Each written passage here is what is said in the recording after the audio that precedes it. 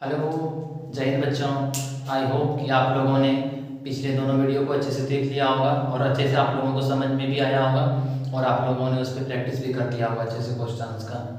तो बच्चों, तो आज हम पिछले वीडियो में देख रहे थे कि समीकरण को हल कर किस तरह से करते हैं। हमने दो विधि को देखा था और आज हम तीसरी विधि से देखेंगे समीकरण को कैसे हल करते हैं। तीसरा विधि है मेरा वज्र गुणनखंड विधि, ठीक है। और ये विधि जो है सबसे इम्पोर्टेंट भी है और इस टॉपिक से आपको क्वेश्चन या तो ऑब्जेक्टिव में या तो सब्जेक्टिव में आपको पक्का दिख ही जाएगा, ठीक है। या तो आपको इसका सूत्र भी पूछ सकता है वज्र गुणनखंड का, या तो आपको इस पे एक क्वेश्चन भी पूछ सकता है, ठीक है। तो चलिए इस क्वेश्चन को हम देखते हैं, इस टॉपिक को देखते हैं कैसे हल करते हैं, ठीक है। तो सबसे पहले वज्र गुणनखंड का हम आपको सूत्र को याद करने का सबसे आसान सा ट्रिक बताएंगे, ठीक। काहे कि थोड़ा ये लंबा सूत्र है और इसको बिना ट्रिक के माध्यम से याद करने में थोड़ा हार्ड हो जाता है, थोड़ा भारी हो जाता है, ठीक है। तो सबसे इजीएस्ट वे में देखेंगे कैसे हम वज्र गुणनखंड के सूत्र को याद करते हैं, ठीक। तो चलिए सबसे पहले हमको क्या करना है, वज्र गुणनखंड का सूत्र क्या होता है। सबसे पहले देखिए हम यहाँ क्या लिखेंगे x, ठीक है। x बटे, यहाँ तो हम सबसे पहले x लिख सकते हैं, ये तो याद रहेगा, ठीक है। उसके बाद लिखेंगे BC, ठीक है। फिर यहाँ बराबर दे देंगे x, फिर BC यहाँ बराबर, ठीक है। फिर y बटे BC यहाँ देना है, फिर यहाँ देना है CA, ठीक है। BC CA, फिर यहाँ बराबर देखिए पहले x, ठीक, फिर y, फिर 1 देना है यहाँ पे 1 बटे, अब देखिए यहाँ BC दे दिए हैं, यहाँ CA, अब यहाँ देना है AB, ठीक है। BC CA AB, ठीक है। अब देखिए यहाँ पे देना है 1 2 1 2, फिर यहाँ 1 2, ठीक है। यहाँ तक ठीक है।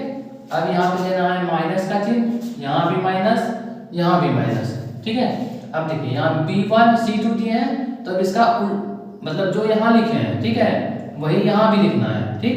BC यहाँ लिखे हैं, BC यहाँ भी, लेकिन यहाँ B के साथ 1 है तो यहाँ B के साथ 2 हो जाएगा। यहाँ C के साथ 2 दिए हैं, यहाँ C के साथ 1 हो जाएगा, ठीक है। अब फिर उसी तरह यहाँ CA लिखे हैं, यहाँ भी CA लिखेंगे, यहाँ भी CA, ठीक। अब देखिए यहाँ 1 दिए हैं C को, तो यहाँ 2 देंगे C को, ठीक। A को यहाँ 2 दिए हैं, तो यहाँ पे A को 1 देंगे, यहाँ तक ठीक है। अब फिर उसी तरह यहाँ पे AB लिखे हैं, तो यहाँ भी माइनस के बाद AB लिखेंगे। अब देखिए यहाँ A को 1 दिए हैं, तो यहाँ पे A को 2 देंगे, यहाँ को B को 2 दिए हैं, तो यहाँ पे B को 1 देंगे, ठीक है। आई होप कि आप लोगों को ये अच्छे से समझ में आया होगा ये ट्रिक, ठीक है। एक बार फिर से देख लीजिए। सबसे पहले हम यहाँ क्या करेंगे, x बटे BC, y बटे CA बराबर 1 बटे AB, BC CA AB, ठीक। फिर यहाँ 1 2 2 1 1 2 2 1 1 2 2 1, ठीक है। आई होप कि आपको ये ट्रिक से इस सूत्र को याद रखने में बहुत आसान होगा, ठीक है। तो देखिए एक बार इस सूत्र को और हमें क्वेश्चन देखेंगे इस पे, ठीक है। तो बच्चों आई होप कि आपको वो ट्रिक समझ में आ गया होगा, ठीक है। और चलिए एक क्वेश्चन को हम हल करके देखते हैं। तो बच्चों आप उस सूत्र को अच्छे से प्रैक्टिस कर लीजिएगा, बिना देखे कॉपी में कम से कम 4 से 5 बार लिखिएगा, ठीक है। जिस ट्रिक से हम समझाएं आपको याद करने के लिए, उसी ट्रिक से आप कॉपी में 4 से 5 बार लिखिएगा और आपको वो याद हो जाएगा, ठीक है। तो चलिए हम एक क्वेश्चन देखते हैं।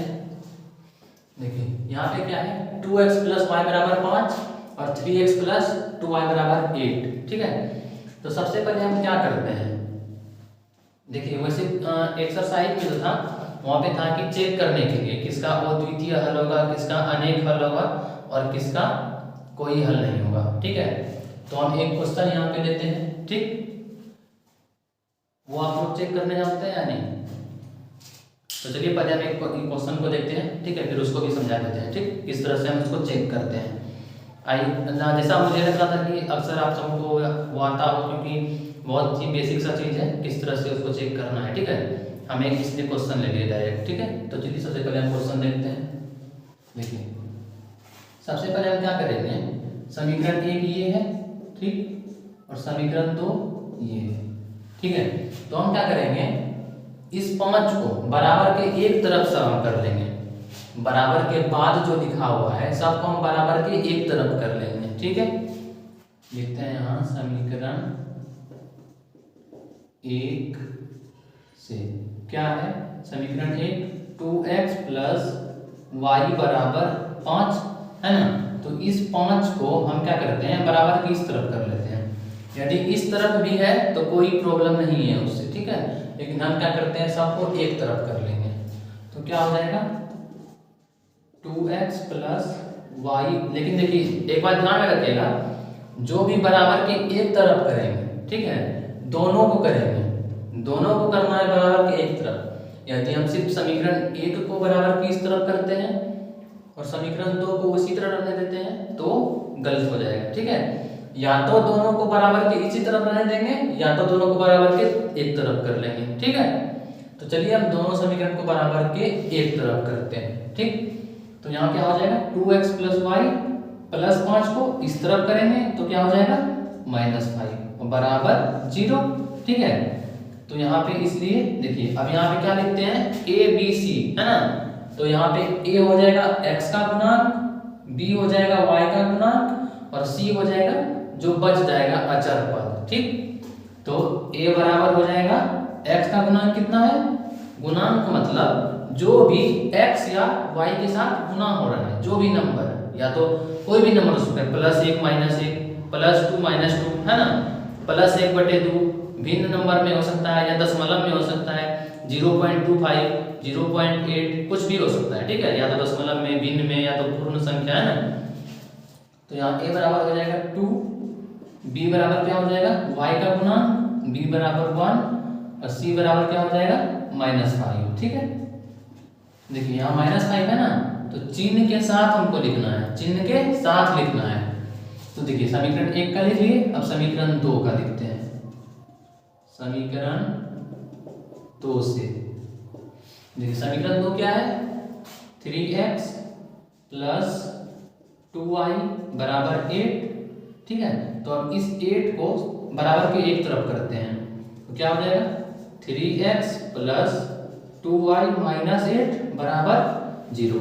यहाँ तक में आपको कोई दिक्कत नहीं हुआ होगा। ठीक है, तो अब उसी तरह इसका हम ABC लिखेंगे। इसको देखिए ये समीकरण 1 का है ना, तो इसको हम यहाँ लिख देते हैं A1, B को लिख देते हैं B1, C को लिख देते हैं C1। हम यहाँ पे 1 काहे लिखे, काहे कि ये समीकरण 1 का है, समीकरण 1 से ही ना आया है, तो इसको हम यहाँ लिख दिए A1 B1 C1। ठीक है, यदि हम A1 B1 C1 नहीं लिखते तो देखिए यहाँ भी ABC लिखाया, यहाँ भी ABC, तो कौन किस समीकरण का है ये समझ में नहीं आता। ठीक है, यहाँ पे A1 B1 C1 लिख देने से ये पता चलता है कि ये जो आया है समीकरण 1 से आया है। ठीक है, अब देखिए समीकरण 2 का लिखते हैं, तो यहाँ क्या लिखेंगे A2 बराबर क्या हो जाएगा x का गुणांक, तो 3 B2 बराबर b बराबर होता है y का गुणांक, तो y का गुणांक +2, तो B2 बराबर हो गया 2 और C2 बराबर हो जाएगा क्या अचर पद है ना। अचर पद क्या है -8, चिन्ह के साथ लिखना है। सिर्फ कोई बच्चा बोलेगा सिर्फ 8, तो नहीं 8 नहीं, इसका क्या है -8 है, चिन्ह के साथ लिखना है -8। ठीक है, यदि आप चिन्ह नहीं देते हैं तो गलत हो जाएगा। ठीक है, तो चलिए अब सूत्र लिख लेंगे। तो सूत्र हम उसी ट्रिक से लिखेंगे जो आपको बताए थे, आप भी उसी ट्रिक से कम 4 से 5 बार उस सूत्र को लिख लीजिएगा। ठीक है, जिससे आपको याद रहेगा हमेशा। तो सूत्र क्या होता है, सबसे पहले क्या बताए थे, यहाँ पे लिखेंगे x और फिर देंगे बटे x, यहाँ पे लिखेंगे x और नीचे देंगे बटे x के साथ क्या लिखना है BC, फिर यहाँ देने बोले थे बराबर, फिर x के बाद y, फिर देंगे बटे BC के बाद क्या बोले थे CA, तो यहाँ देंगे CA, फिर देंगे बराबर, उसके बाद 1 बटे BC CA फिर AB। ठीक है, और क्या बोले थे यहाँ पे देंगे 1, यहाँ पे देंगे 2, यहाँ पे देंगे 1, यहाँ पे देंगे 2, यहाँ पे देंगे 1, यहाँ पे देंगे 2। आप इसी ट्रिक से लिखिएगा, आप कभी नहीं भूलिएगा, ठीक है। फिर देखिए चिन्ह क्या बोले थे, यहाँ भी माइनस देंगे, यहाँ भी माइनस देंगे, यहाँ भी माइनस देंगे, ठीक है। अब जिसको यहाँ पे 1 दिए हैं, यहाँ पे 2 दिए हैं, इसको अब क्या देंगे, यहाँ जिसको 1 दिए हैं इसको यहाँ पे 2 देंगे, और जिसको यहाँ पे 2 दिए हैं इसको यहाँ पे 1 देंगे, ठीक है। जस्ट सबका उल्टा हो जाएगा, ठीक। तो यहाँ पे B1 है तो यहाँ क्या हो जाएगा B2, यहाँ पे C2 है तो यहाँ क्या हो जाएगा C1। फिर उसी तरह इसका उल्टा यहाँ तो C2 A1, इसका उल्टा यहाँ तो A2 B1, यहाँ तक ठीक है। और ये सूत्र बहुत ही ज़्यादा इम्पोर्टेंट है बच्चों, ये सूत्र जो है बहुत ही ज़्यादा इम्पोर्टेंट है, तो इसको आपको बहुत अच्छे से याद करना है, ठीक। तो अब क्या करना है, सब मान को पुट कीजिए, तो क्या हो जाएगा x बटे B1 C2, और ये गुना हो रहा है आपस में, ठीक है। ये दोनों आपस में गुना, ये दोनों गुना, फिर ये दोनों गुना, ये दोनों गुना, ठीक। फिर उसी तरह ये भी गुना, ये भी गुना, ठीक है, और बीच में माइनस, ठीक। तो B1 C2, B1 का मान कितना है, ये 1 गुना C2 का मान कितना है -8, ये -8 है, ठीक है, -8, इसको ब्रैकेट में मत कीजिए। फिर माइनस B2 C1, B2 का मान कितना है 2, C1 का मान कितना है -5, इसको भी ब्रैकेट में बंद, बराबर y बटे सबका अब आगे मान रखना है, ठीक है। C1 A2, C1 का मान कितना है -5 गुना A2 का मान कितना है 3, ब्रैकेट में बंद कीजिए। फिर माइनस C2 का मान कितना है -8 गुना A1, A1 का मान कितना है 2, बराबर 1 बटे A1 B2, A1 का मान कितना है 2, तो 1 बटे 2 गुना B2 का मान फिर कितना है 2, और फिर बीच में माइनस, ब्रैकेट में बंद कर दीजिए इसको। A2 B1, A2 का मान कितना है 2 गुना B1, B1 का मान कितना है, सॉरी A2 का मान कितना है, A2 का मान है 3, यहाँ पे 2 लिख दिए हैं, ठीक है। तो A2 का मान कितना है 3 गुना B1 का मान कितना है 1, ठीक है। यहाँ तक आई होप कि बच्चों आपको समझ में आया होगा ये पूरा, ठीक है। तो आगे इसको हल करते हैं, आगे इसको हल करते हैं, ठीक है। देखिए x बटे 1 इंटू -8 क्या हो जाएगा -8, और फिर बीच में माइनस है, देखिए यहाँ बीच में माइनस है और यहाँ भी माइनस, माइनस माइनस क्या हो जाएगा, देखिए ये माइनस एक यहाँ है, एक माइनस यहाँ है, तो माइनस माइनस क्या हो जाएगा प्लस, ठीक है। तो माइनस माइनस हो जाएगा बीच में अब प्लस, यहाँ तक ठीक है। अब देखिए आपस में ये क्या होगा गुना, 5 गुना 2 क्या हो जाएगा 10, चिन्ह समझ में आया, यहाँ प्लस कैसे हुआ, ये यहाँ माइनस है और एक यहाँ 5 के पास माइनस है, तो माइनस इंटू माइनस क्या हो गया यहाँ पे प्लस, ठीक है। अब फिर बराबर y बटे, देखिए -5 गुना 3 क्या हो जाएगा -15, और ये माइनस यहाँ है, एक माइनस यहाँ है, तो माइनस माइनस प्लस, और 8 गुना 2 क्या हो जाएगा 16, ठीक है। फिर बराबर 1 बटे, फिर देखिए 2 गुना 2 4, देखिए यहाँ माइनस एक ही को है, यहाँ ना ही 3 के पास माइनस है और ना ही 1 के पास माइनस है, तो यहाँ माइनस देंगे और 3 गुना 1 3, यहाँ तक ठीक है। अब इसको हल करेंगे जिस तरह से जोड़ घटा पढ़ते हैं, ठीक है। तो देखिए x बटे -10 प्लस 8, यदि आपको ना जोड़ने और घटाने में दिक्कत होता है, कोई आगे माइनस लिखा हो या आगे प्लस लिख दिया हो, यदि ऐसे में आपको दिक्कत होता है तो क्या कीजिए, सबसे पहले देखना है कि चिन्ह किसका, मतलब कि चिन्ह जो है कौन कौन सा है, एक माइनस है एक प्लस है। यदि दो चिन्ह रहे अलग अलग, यदि दो चिन्ह अलग अलग रहे तो घटा देंगे, यदि वो समान चिन्ह रहे तो क्या करेंगे घटा देंगे, और समान चिन्ह रहेगा तो जोड़ देंगे, ठीक है।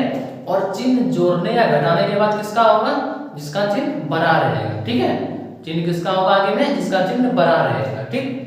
तो देखिए यहाँ -8 यहाँ +10, तो 8 में सॉरी यहाँ -8 यहाँ +10, ठीक है। तो अलग अलग चिन्ह है ना, तो क्या करेंगे घटा देंगे, तो 10 में 8 घटा 2, और चिन्ह आगे में किसका होगा, जिसका चिन्ह बड़ा रहेगा, किसका चिन्ह बड़ा है 10 का चिन्ह बड़ा है, यानी 10 नंबर बड़ा है 8 से, तो 10 का चिन्ह आगे में देंगे, 10 का है चिन्ह प्लस, तो यहाँ प्लस हो जाएगा, ठीक। तो बराबर, और प्लस का चिन्ह दे या ना दे क्या फर्क पड़ता है, ठीक है। देखिए बराबर y बटे, अब देखिए यहाँ -15, यहाँ +16 है ना, यहाँ -15, यहाँ +16, फिर क्या देख रहे हैं, अलग अलग चिन्ह है ना, वो समान चिन्ह है, तो वो समान चिन्ह है क्या करेंगे, घटा देंगे। तो फिर उसी तरह 16 में 15 घटेगा तो 1, और फिर चिन्ह किसका, जिसका चिन्ह बड़ा है, 16 का चिन्ह बड़ा है प्लस, तो प्लस हो जाएगा 1, ठीक। फिर बराबर 1 बटे 4 में 3 घटेगा तो ये तो सिंपल सा आपको पता होगा। अब देखिए यहाँ तक करने के बाद क्या करना है, एक बार x को अंतिम वाले पद के साथ बराबर करना है, और एक बार y को इसके साथ बराबर करना है, ठीक। x वाले को एक बार इसके साथ बराबर करना है, और एक बार y वाले को इसके साथ बराबर करना है, ठीक। तो क्या है, x बटे 2 बराबर 1 बटे 1, तो कोना कोनी गुना होगा, क्या हो जाएगा, x बराबर 2, यहाँ तक ठीक है। अब एक बार y वाले को इससे बराबर करेंगे, तो y बटे 1 बराबर 1 बटे 1, तो y बराबर क्या हो गया, 1, ठीक है। आई होप कि ये आपको बहुत अच्छे से समझ में आया होगा। तो बच्चों इसी तरह से और अगला 1-2 क्वेश्चन आप खुद से बना के ट्राई कीजिएगा, ठीक है। सेम आप सबसे पहले इस क्वेश्चन को नोट कीजिएगा और इसी को पहले बना के चेक कीजिएगा, यदि आपको समझ में नहीं आता है वज्र गुणनखंड से हल करने, ठीक है, क्योंकि ये बहुत ही ज़्यादा इंपॉर्टेंट क्वेश्चन है। इस तरह का क्वेश्चन शायद नहीं 90% चांस है कि पूछ ही देगा, ठीक है, या तो आपको सूत्र पूछ दे या आपको हल करने के लिए बोल दे, क्योंकि विलोपन विधि और प्रतिस्थापन विधि इस दोनों विधि से तो हर कोई कर लेता है, ठीक है, लेकिन थोड़ा सा जो मुश्किल होता है ये होता है वज्र गुणनखंड में, ठीक है। तो आप इसको नोट कीजिए और इस तरह का क्वेश्चन को खुद से बना के ट्राई कीजिए, ठीक है। चलिए नोट कीजिए वीडियो रोक के। तो बच्चों आई होप कि आप लोगों ने वीडियो रोक के नोट कर लिया होगा और आपको अच्छे से समझ में भी आया होगा। तो जैसे कि हम बोले थे पहले कि जिस किसी को भी ये चेक करने के लिए नहीं आता है कि किसी भी समीकरण का कितना हल होगा, एक हल होगा या कोई हल नहीं होगा, या अनेक या अपरिमित अनेक या अनंत हल होगा, ठीक है, या एक से अधिक हल होगा, ठीक है। जिस किसी को भी ये चेक करने के लिए नहीं आता है, तो चलिए हम देखते हैं कैसे इसको चेक करते हैं, ठीक है। कोई भी समीकरण रहता है तो किस रूप में रहता है, ये रहता है, मान लेते हैं a1 x1, ठीक है, प्लस b1y, ठीक, प्लस c1 बराबर 0, ठीक है।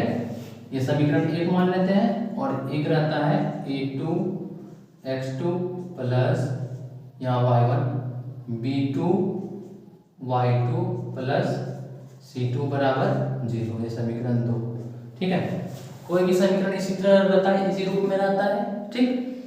यहाँ a क्या होता है, x का गुणांक, b क्या होता है, y का गुणांक, और c क्या होता है, अचर पद, ठीक उसी प्रकार यहाँ a2 होता है x2 का गुणांक, b2 होता है y2 का गुणांक, और c2 होता है अचर पद। जैसे कि यहाँ मान लेते हैं कोई भी समीकरण मान लीजिए, यहाँ मान लीजिए 2x² या सिर्फ 2x मान लेते हैं, क्योंकि ये तो घात तो पावर 2 वाला समीकरण बन जाएगा। 2x प्लस 3y बराबर मान लेते हैं 9, ठीक है, और मान लेते हैं 5x प्लस 9y बराबर 18, ठीक है। कोई भी समीकरण मान लेते हैं, ठीक। तो यहाँ पे a1 क्या हो जाता है, ये 2, b1 क्या हो जाता है, ये 3, ठीक है, और c1 क्या हो जाता है, ये 9, ठीक है। इसको बराबर के एक तरफ में करके लिखा हुआ है, ये बराबर के एक तरफ में है, ठीक। इसी तरह हम इसको एक एग्जांपल के लिए लिए हैं, ठीक है, समझाएंगे यहाँ पे, ठीक। आई होप कि आपको ये समझ में आया होगा किस रूप में ये समीकरण लिखा रहता है, ठीक है। तो देखिए यदि ये जो अनुपात है इसका, ये जो नंबर है इसका अनुपात, जो भी नंबर है यहाँ पे इसका अनुपात यदि a1 बटे a2 बराबर नहीं हो b1 बटे b2 का, यदि a1 बटे a2 बराबर नहीं हो b1 बटे b2 का, समझ में आ रहा है। यहाँ पे a1 बटे a2 का मतलब क्या हुआ, a1 बटे a2 का मतलब क्या हुआ, जो भी x के साथ गुना में है, या जो भी x का गुणांक है ना, और जो भी इस x का गुणांक है इसका अनुपात जो भी y के साथ गुना में है, जो भी y के साथ गुना में है, यानी 3 और 9, यहाँ पे इसका एग्जांपल ले तो, और यहाँ पे ले तो b1 बटे b2, यदि ये दोनों बराबर नहीं हो, ठीक है, यदि ये दोनों बराबर नहीं हो तो क्या हो जाएगा, इस स्थिति में समीकरण का केवल एक हल होगा, ठीक है। इस स्थिति में क्या होगा, इस स्थिति में समीकरण का केवल एक हल होगा, ठीक है। और यदि a1 बटे a2 बराबर हो b1 बटे b2 और ये भी बराबर हो c1 बटे c2, यदि a1 बटे a2 और b1 बटे b2 और c1 बटे c2, यदि ये तीनों बराबर हो जाए, यदि ये तीनों बराबर हो जाए तो क्या हो जाएगा, समीकरण का अनेक हल हो जाएगा या अनंत हल हो जाएगा, ठीक है। तो इस स्थिति में समीकरण का अनंत हल होगा या अनेक हल होगा, ठीक है, अनेक हल होगा, ठीक। और यदि a1 बटे a2 बराबर हो जाए b1 बटे b2 का, ये दोनों तो बराबर हो, a1 बटे a2 और b1 बटे b2 तो बराबर हो जाए, ठीक है, लेकिन ये बराबर नहीं हो c1 बटे c2 का, ये बराबर नहीं हो c1 बटे c2 का, ठीक है। तो इस स्थिति में क्या होगा, समीकरण का कोई हल नहीं होगा, समीकरण का कोई हल नहीं होगा, ठीक है। यदि a1 बटे a2 और b1 बटे b2 बराबर हो जाए किंतु c1 बटे c2 बराबर नहीं हो तो इस स्थिति में क्या होगा, समीकरण का कोई हल नहीं होगा, ठीक है। जैसे कि हम यहाँ पे एक समीकरण लिए थे ना, ये चलिए हम इसी को चेक करके दिखाते हैं। ये समीकरण 1 है, ये समीकरण 2 है, ठीक। क्या है समीकरण 1, क्या है, नहीं तो यहाँ तक समझ, हम इसको साफ कर लेते हैं एक बार, ठीक। ये समझ गए, देख लीजिए एक बार इसको। आई होप कि आप लोगों ने वीडियो रोक के नोट कर लिया होगा या उसको अच्छे से समझ लिया होगा, ठीक है। तो चलिए हम एक उदाहरण लेके देखते हैं कि कैसे हम चेक करते हैं, ठीक है। वैसे हम आपको यहाँ पे समझा जो दिए थे इसी में आपको समझ में आ गया होगा, ठीक है, लेकिन हम एक एग्जांपल लेके भी चेक कर लेते हैं, ठीक। हम सबसे पहले इसका क्या बोले थे, इसका क्या बोले थे, केवल एक हल होगा या अद्वितीय हल होगा, अद्वितीय हल, ठीक है। और इसका हम क्या बोले थे, अनेक हल, इसका क्या बोले थे, अनेक हल, ठीक है। और इसका हम क्या बोले थे, कोई हल नहीं होगा, कोई हल नहीं होगा, ठीक है। तो चलिए हम एक एग्जांपल लेके चेक करते हैं। पहला समीकरण क्या है, x माइनस 3y बराबर 7 और दूसरा है 3x माइनस 3y बराबर 15, ठीक है। हम यदि चाहें तो इस 7 को इस तरफ कर सकते हैं, यदि नहीं चाहे तो नहीं भी कर सकते हैं, ठीक है। इस 15 को इस तरफ, यदि हम एक को करेंगे, यदि हम एक को एक तरफ करेंगे तो इसको भी करना होगा इस तरफ, ठीक। और यदि हम इसको नहीं करते हैं इस तरफ तो इसको भी नहीं करेंगे, ठीक। यदि हमको एक तरफ करना होगा तो दोनों को करेंगे, यदि नहीं करना होगा तो किसी को नहीं करेंगे, ठीक है। तो चलिए हम देखते हैं इसको, या क्या करना है, एक तरफ करना है कि उसी तरफ रहने देना है, आपसे पूछ रहे हैं क्या करना है। चलिए एक ही तरफ रहने देते हैं, क्या, ठीक है। हम देखिए यहाँ क्या हो जाएगा, इसलिए a1 क्या हो जाएगा, a1 क्या बोले थे, समीकरण 1 का जो x का गुणांक है वो हो जाएगा a1, समीकरण 1 का x का गुणांक क्या है 1, तो यहाँ पे लिखेंगे 1। b1 क्या हो जाएगा, समीकरण 2 में जो y का गुणांक है, समीकरण 2 में y का गुणांक क्या है, -3, तो -3। और c1 क्या हो जाएगा 7 अचर पर, ठीक है, c1 हो गया 7। अब उसी तरह इसलिए a2 क्या हो जाएगा, समीकरण 2 में जो x का गुणांक है क्या है 3, तो 3, b2 क्या हो जाएगा, समीकरण 2 में जो y का गुणांक है, समीकरण 2 में y का गुणांक क्या है -3, तो b2 बराबर -3 और c2 बराबर क्या हो जाएगा, तो समीकरण 2 में अचर पद है, क्या है 15, तो c2 बराबर हो गया 15। यहाँ तक समझ में होंगे, ठीक। अब देखिए इसको चेक कैसे करना था, हमको चेक करना था a1 बटे a2 का अनुपात निकालना है, b1 बटे b2 का अनुपात निकालना है और c1 बटे c2 का अनुपात निकालना है, ठीक है। तो अनुपात निकालते हैं, a1 बटे a2 चेक करना है b1 बटे b2 का, ये भी चेक करना है c1 बटे c2 का, ठीक है। ये हमको चेक करना है, ये हमको चेक करना है, ठीक। अब a1 बटे a2 क्या हो जाएगा 1/3, a1 बटे a2 क्या हो जाएगा 1/3 बराबर b1 बटे b2 क्या हो जाएगा -3/3, -3/3 और ये c1 बटे c2 क्या हो जाएगा 7/15, 7/15। देखिए सॉरी यहाँ -3 है ना, c2 का मान सॉरी b1 बटे b2 है ना, a1 बटे a2 b1 बटे b2 c1 बटे c2, ठीक है। तो हो गया यहाँ तक। देखिए ये माइनस खत्म हो गया, ये 3 से 3 खत्म और ये 7/15, तो क्या हो गया 1/3 बराबर इसके बराबर है 1 के, 1/1 हो नहीं कट के, 3 से 3 1/1 कट गया, तो ये दोनों क्या है बराबर नहीं है, ये बराबर नहीं है।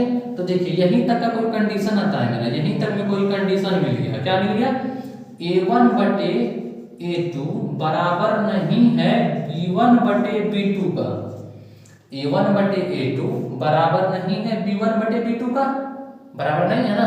तो क्या होगा यदि a1 बटे a2 और b1 बटे b2 बराबर नहीं हो तो क्या हो जाएगा, इसका केवल और केवल एक हल होगा। यदि a1 बटे a2 और b1 बटे b2 बराबर नहीं हो तो केवल एक हल होगा, यहाँ लिखेंगे केवल एक हल होगा, ठीक है। या इसी को बोलते हैं अद्वितीय हल।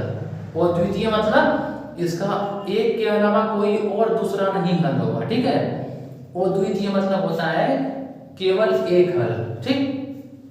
तो आई होप कि आपको समझ में आया होगा। तो इसको नोट करना है तो नोट कर लीजिए, नहीं भी कर सकते हैं, लेकिन ये एग्जाम में पूछेगा, ऑब्जेक्टिव में जरूर पूछेगा एक क्वेश्चन इससे, ठीक है, कि इसका चेक करने के लिए कितना हल होगा इसमें, ठीक। 100% इसमें एक ना एक क्वेश्चन रहेगा, ठीक। चलिए इसको नोट कर सकते हैं आप। तो आई होप कि बच्चों आप लोगों ने उस क्वेश्चन को देख के नोट कर लिया होगा और आपको अच्छे से समझ में भी आया होगा। तो हम एक और समीकरण को देखेंगे, थोड़ा लंबा समीकरण है और इसको देखेंगे हम कैसे एकदम आसानी से हल कर सकते हैं, ठीक है। कोई सा भी समीकरण हो हम उसको बहुत ही इजी वे में हल कर सकते हैं, ठीक। तो चलिए एक समीकरण को देखते हैं। देखिए क्या है 1/3x + y, ठीक है, 1/3x + y plus 1/3x - y बराबर 3/4 है और 1/2 × 3x + y माइनस 1/2 × 3x - 8 बराबर -1/8, ठीक है। देखिए यदि आपको इस तरह का समीकरण दिखे, ठीक है, यदि आपको इस तरह का समीकरण दिखे तो सबसे पहले आपको क्या करना है, सबसे पहले क्या करना है, आप उस समीकरण को गौर से देखिए, ठीक है। उसमें आपको कुछ चीज है ना एक ही तरह का दिखेगा, ठीक है, कुछ ही मतलब कुछ चीज एक ही तरह का दिखेगा, ठीक। तो देखिए यहाँ पे क्या दिख रहा है 3x + y यहाँ भी है, 3x + y यहाँ भी है, दिखा 3x - y यहाँ भी है, 3x - y यहाँ भी है। यदि आपको कहीं भी समान चीज को रिपीट होते देख लें, यदि कहीं पे भी एक ही तरह का चीज बार बार दिखे, कहीं दो जगह दिखे, है ना, तो क्या करना है वहां पे उस चीज को कुछ अलग चीज मान लें, ठीक है, उस चीज को कोई अलग चीज मान लेते हैं। तो हम यहाँ पे 3x + y यहाँ भी है, 3x + y यहाँ भी है, 3x - y यहाँ भी है, 3x - y यहाँ भी है, ठीक है। तो हम क्या करते हैं यहाँ पे मान लेते हैं, इसको कुछ मान लेते हैं और इसको भी कुछ और मान लेते हैं, ठीक। तो हम यहाँ लिखते हैं माना कि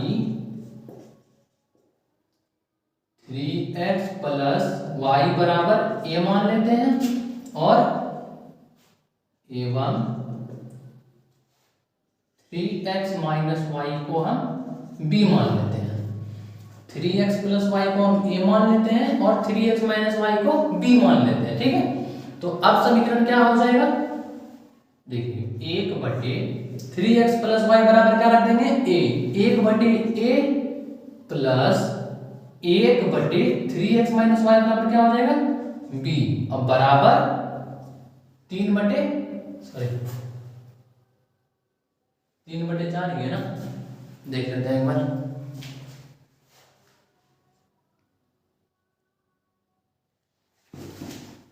हाँ, ये 3/4 है, कंफ्यूजन हो रहा था बच्चों, क्या है 3/4, ठीक है। तो 1/a प्लस 1/b बराबर क्या हो जाएगा 3/4, ठीक है। जो समीकरण आपको ऊपर में थोड़ा अजीब सा दिख रहा था, अब वो कैसा दिखने लगा, एकदम सा सिंपल, है ना, अभी और सिंपल हो जाएगा, ठीक। तो देखिए हम इसको हल करेंगे तो क्या हो जाएगा, इसका एलसीएम लेंगे, एलसीएम कितना हो जाएगा ab, एलसीएम क्या हो जाएगा ab।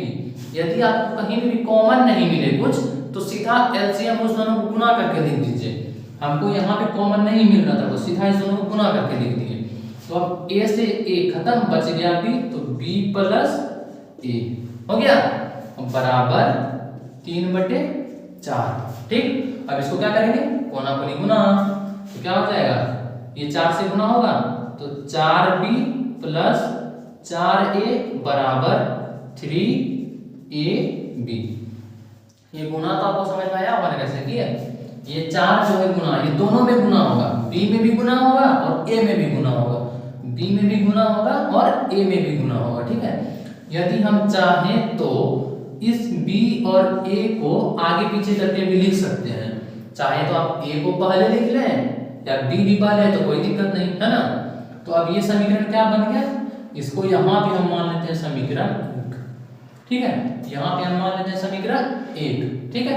और यदि आप यहाँ पे 1 और इसको 2 मानते हैं तो इसको यहाँ मान लेंगे 3, है ना, आप पे डिपेंड करता है किसको क्या मानना है, ठीक।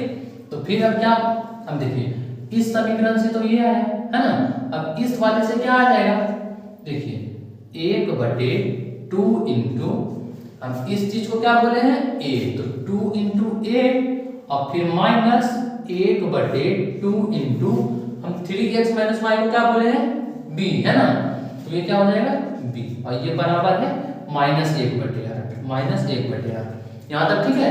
अब देखिए इसको हम क्या करते हैं, गुना करते हैं, तो क्या हो जाएगा 1/2a माइनस 1/2b बराबर -1/8, यहाँ तक ठीक है। अब देखिए इसका एलसीएम क्या हो जाएगा, एलसीएम क्या हो जाएगा, देखिए 2 यहाँ भी कॉमन आ रहा है, इस दोनों में भी, है ना, 2 इसमें कॉमन आ रहा है, मतलब 2 को हम एक ही बार एलसीएम में लेते हैं, ठीक। तो क्या हो जाएगा 2ab, यदि जो चीज कॉमन है, जो चीज कॉमन है उसको एलसीएम में एक ही बार लेते हैं, ठीक है, काहे कि इससे तो भाग लग जाएगा ना, तो एक ही बार लेते हैं।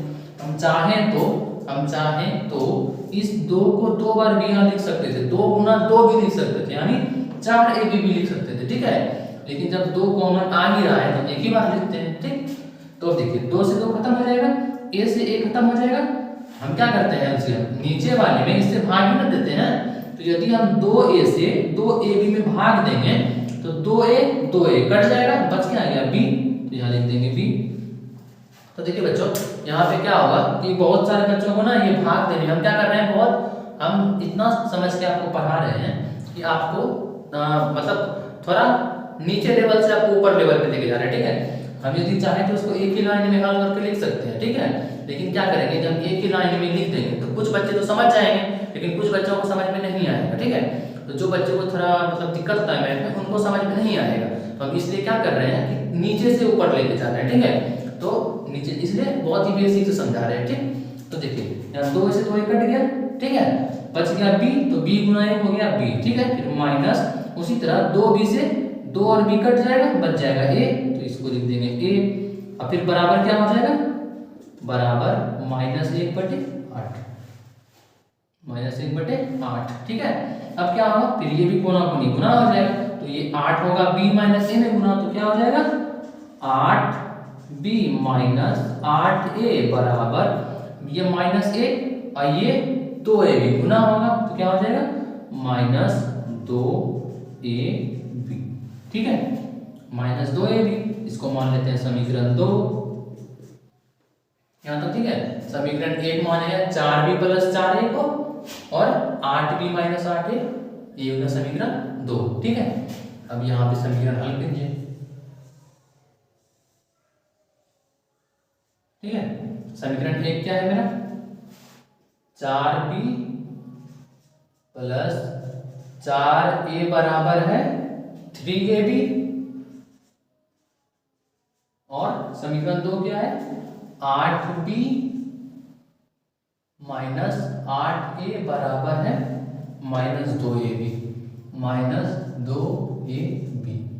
अब देखिए समीकरण 1 और 2 को हल करना है, तो हम आपको समीकरण जिस तरह से सिंपल समीकरण को हल करते हैं ना, क्या करते हैं, इस जो समीकरण 1 का जो हमको सबसे पहले कोई एक टर्म बराबर करना होता है, ठीक है। तो समीकरण 1 यदि हम b वाले को बराबर करते हैं, b वाले को, तो समीकरण 1 में b का जो गुणांक है, समीकरण 1 में जो b का गुणांक है, उससे हम गुणा करते हैं समीकरण 2 को।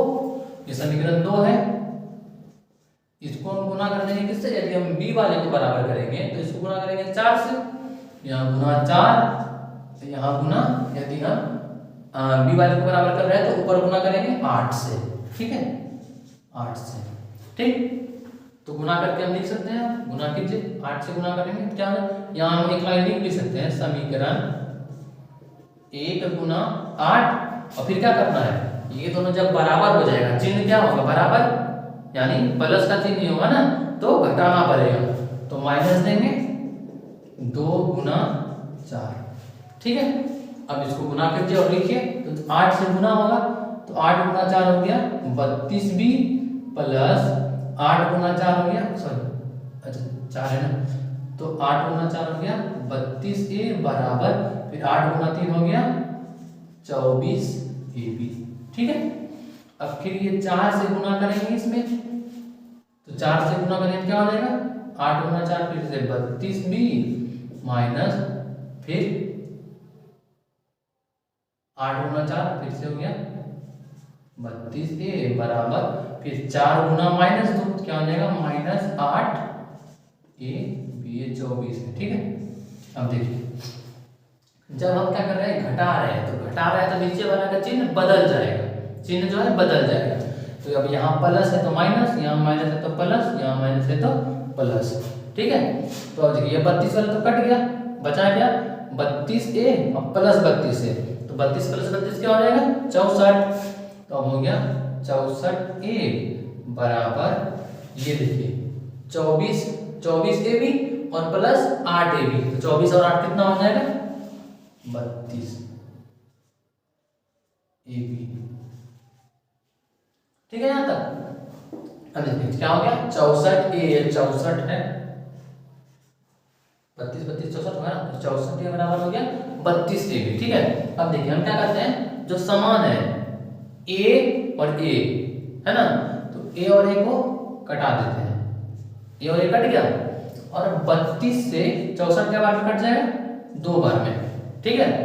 32 से 64 क्या बार में कट गया, 2 बार में, तो इधर क्या बच गया b, और इधर क्या बच गया 2, है ना। 64 और a तो कट गया, ये भी a कट चुका है, 32 से 64 2 बार में कटा, तो b बराबर क्या हो गया, तो यहाँ लिखेंगे इसलिए b बराबर 2, b बराबर 2 निकल गया। अब फिर कोई भी समीकरण में इस b का मान रख देते हैं, अब कोई भी समीकरण में समीकरण 1 ही में रख देते हैं, समीकरण 1 में b का मान रखने, ठीक है। तो समीकरण b क्या है, सॉरी समीकरण 1 है ना, समीकरण b नहीं, समीकरण 1 क्या है, 4b + 4a बराबर 3ab, 3ab, ये समीकरण 1 है, ठीक है। तो b का मान 2 निकला है, तो b बराबर 2 रखते हैं, तो 4 × 2 + 4a बराबर 3 गुना b का मान 2, तो 3 × 2 बच गया a, है ना, ये गुना है और ये 2 है, ठीक है। तो 4 × 2 8 + 4a बराबर, अब देखिए ये 3 गुना 2 और गुना 1, तो 3 गुना 2 क्या हो जाएगा 6a, ठीक है। अब देखिए ये +4a है, इसको इस तरफ करेंगे, ठीक है, हल करके तो जानते हैं ना ये, तो ये +4a है, इधर क्या हो जाएगा -4a, तो क्या हो जाएगा 8 बराबर 6a - 4a, तो यहाँ 8 बराबर 6 में 4 घटेगा तो 2a, है ना। अब देखिए 2 क्या हो रहा है, एक के साथ गुना, तो इधर क्या हो जाएगा भाग। यदि क्या बताया बराबर के एक तरफ जब करेंगे तो चिन्ह उसका बदल जाएगा, यानी अपोजिट चिन्ह हो जाएगा, है ना। तो इधर क्या हो जाएगा 8/2 बराबर a, तो 2 से 4 बार में कटा, तो इसलिए a बराबर हो गया 4। तो b बराबर निकला था कितना 2 और a बराबर निकला है 4, ठीक है। अब बताइए हम b और a किसको माने हैं, b और a किसको माने हैं। अब देखिए हम b a माने हैं 3x + y को, अब इसलिए 3x + y बराबर 4, 3x ये 4 है, ठीक है, 3x + y बराबर 4, और b किसको माने हैं 3x, इसलिए 3x - y बराबर कितना हो गया, अरे b किसको माने 3x - y बराबर 2, ठीक है। देखिए 3x + y बराबर कितना हो गया, 3x + y बराबर हो गया 4, और b माने हैं 3x - y बराबर हो गया 2, ठीक है। समीकरण हम कहां तक निकाल चुके हैं 2 तक, ठीक है। तो अब इसको मान लेते हैं समीकरण 3, इसको मान लेते हैं समीकरण 4। अब तो ये पूरा हल्का समीकरण हो गया, अब इसको तो कोई भी हल कर देगा, है ना, कोई भी हल कर देगा, मतलब जो भी क्लास 10th में हो इसको आसानी से हल कर सकते हैं, क्योंकि ये तो बहुत हल्का समीकरण हो गया, किसी भी समीकरण से हल कर सकते हैं, ठीक है। तो इसको समीकरण को हल कर लीजिए, इसका आंसर आ गया, ठीक है। आई होप कि आपको समझ में आया होगा। यहाँ पे देखिए क्या हम किए, जो एक ही बार रिपीट हो रहा था उसको कुछ मान लिए, यदि आप इसको सीधा हल करने के लिए जाते तो बहुत ही लेंथी हो जाता और शायद समीकरण हल भी ना होता सही से, ठीक है, गलत आंसर आ जाता। लेकिन हम इस तरह से हल करेंगे तो क्या होगा, मेरा बिल्कुल भी गलत नहीं होगा, ठीक है। और आपको ये क्वेश्चन कि 5 नंबर में आएगा, 2 नंबर में नहीं आएगा, ये इस तरह का क्वेश्चन आएगा तो 5 नंबर में आएगा, ठीक है। तो इस तरह के क्वेश्चन को आप अच्छे से देख लीजिएगा, ठीक है। आई होप कि आपको समझ में आया होगा, तो इसको एक बार नोट कीजिए। तो बच्चों आई होप कि आप लोगों ने नोट कर लिया होगा और आपको बहुत अच्छे से समझ में आया होगा। आई होप कि आपको आज की क्लास में बहुत ही अच्छा मजा आया होगा, ठीक है। तो बच्चों अब आज का क्लास हम यहीं तक रखेंगे, ठीक है। आप इसको अच्छे से रिवाइज करते रहिए और आपका एग्जाम बहुत ही नजदीक है, पढ़ते रहिए, बहुत अच्छे से मेहनत कीजिए। आपको एकदम अच्छा स्कोर करना है मैथ में भी और हर सब्जेक्ट में भी, ठीक है। ओवरऑल आपको बहुत ही अच्छा स्कोर करना है, ठीक। तो बच्चों मिलते हैं अगले क्लास में, तब तक इस वीडियो को जितने भी बच्चे को जरूरत है इस वीडियो को तो उनको शेयर कीजिए और सब्सक्राइब कीजिए, ठीक है, और अपना सपोर्ट बनाए रखें, ठीक है। तो मिलते हैं अगले वीडियो में, तब तक के लिए धन्यवाद।